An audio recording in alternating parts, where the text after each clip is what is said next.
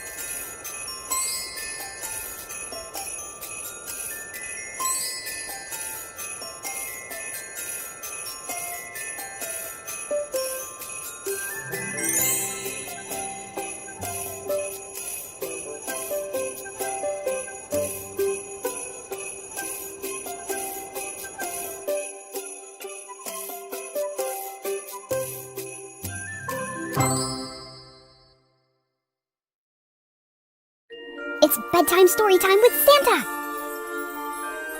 A Pinch of Christmas Courage by Joëlle Edwards. Now, let's meet Santa. Hello, good evening, and welcome to this bedtime story with me, Santa. I'm going to be reading a story every evening in the lead up to Christmas, so I do hope you'll be able to join me. Shall we see what's in the book tonight? A Pinch of Christmas Courage by Joëlle Edwards. Dixie was excited.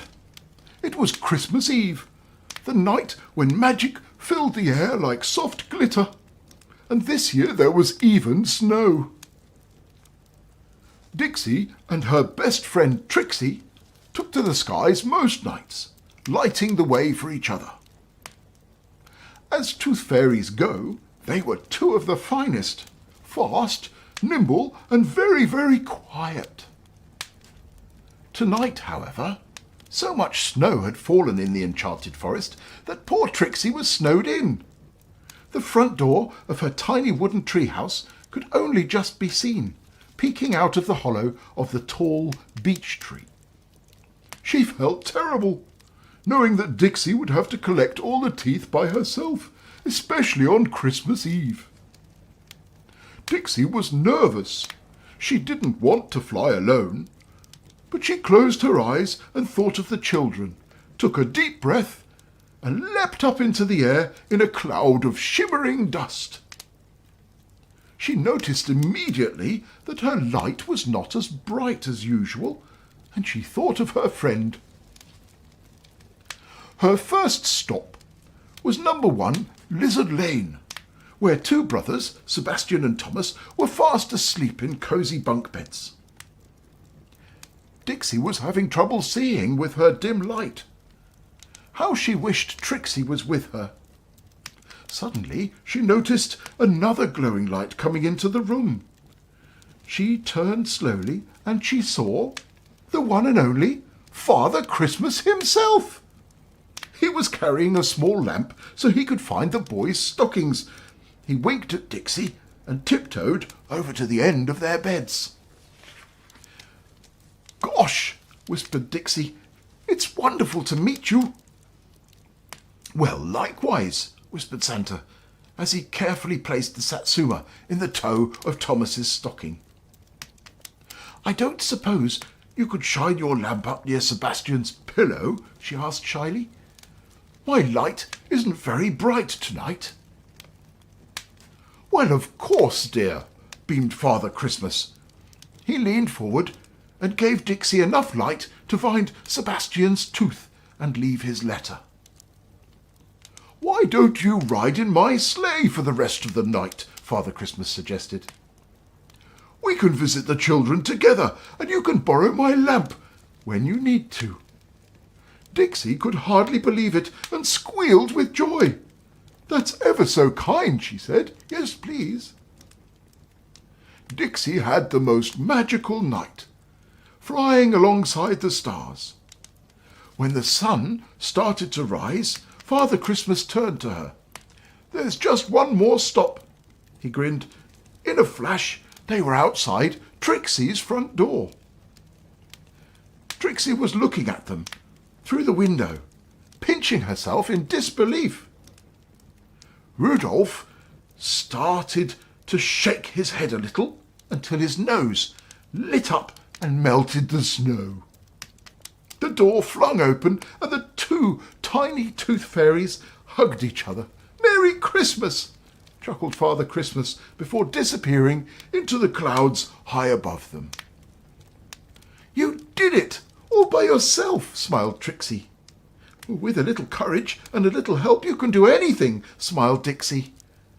"Merry Christmas," she said. There we are. What a lovely story. You can find that and all our other stories in a book that's available now on Amazon.